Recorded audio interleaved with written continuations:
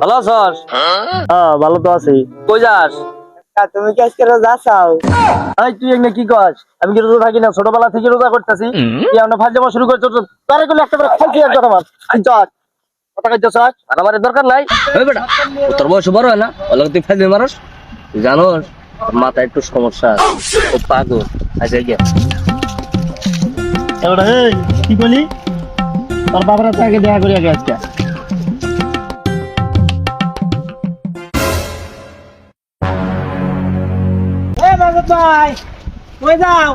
বাজারে যাইতেছি। আমি শুনলাম তুমি বলে বাজারে যা খালি চা আর বিড়ি খাও। এই কি করছে? ফাইল জামা শুরু করছ? রোজার মাসে মাসে চা বিড়ি খায়?